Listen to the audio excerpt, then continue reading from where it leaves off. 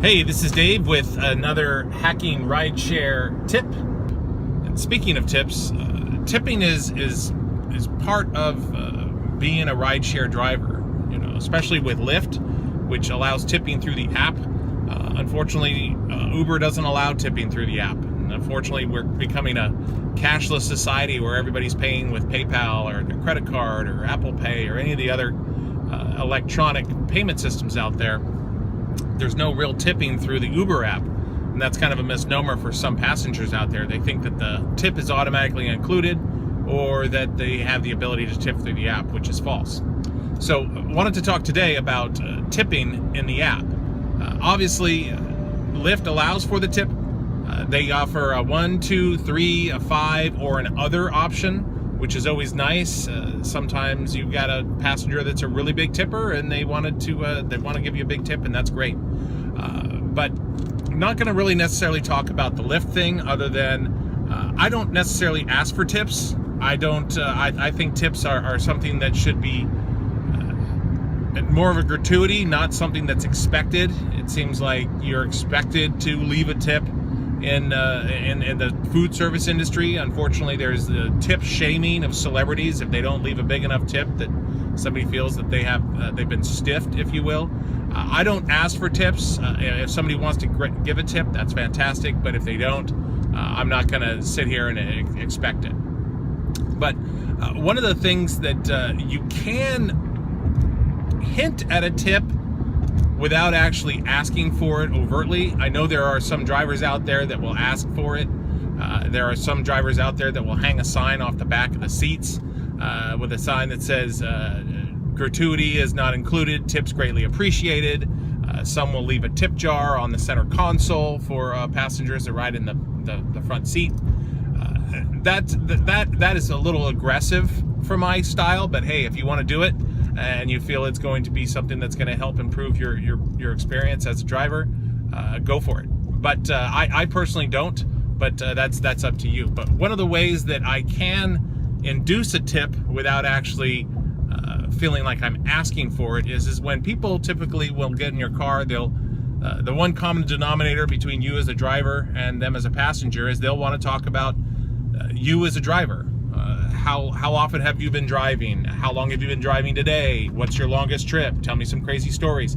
So they'll always want to ask you about being a driver, whether you're on Uber or Lyft or whatever platform you drive for. And so I use that opportunity, not aggressively, but I use that opportunity to kind of educate them on the differences between Uber and Lyft. If they're an Uber passenger and they've never used Lyft, that's an opportunity for you to talk about driving for Lyft, and then explain the differences of what the different platforms are. And the major difference from the end user point of view is going to be tipping. So just explain to them, oh yeah, well, if you're using Lyft, you could obviously leave a tip for the driver in the app. In Uber, you do not. And at that point in time, it's up to the driver, it's up to the passenger to decide if they want to use a cash tip. Now, when it comes to that, you might hear them reaching for their wallet or ruffling around in their purse, looking to see if they have some cash. Let them go ahead and do that. If they feel that they want to give a cash tip, then that's fine. That's their prerogative. But I always say, oh, I didn't tell you that because you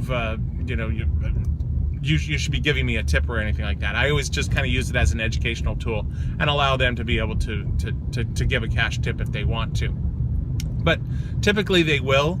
And a funny story is I was taking home a group of ladies that were out for a lady's 65th birthday, and there was 4 of them, and they all wanted to be dropped off at 4 different locations. And each one of them at the end, when they were getting out and it was their turn to get out of the car, it was nighttime, so it was dark. They would hand me a bill of some sort, and I would just put it in my front pocket. I think it's rude to break it out and take a look at and see how much you were tipped via cash. It's not going to go anywhere, so I just put it in my pocket, and I can always find out what they tipped me later. Between the 4 ladies, I had 3 $20 bills and a $100 bill in my front pocket at the end of the night. So between the money that I made on dropping them off and the $160 in a cash tip, between all of them, it turned out to be a pretty good night. But much like weight loss programs, with that tipping situation, results are not typical. So that's what I would say is, don't be overt about trying to ask for a tip. Don't be aggressive about it.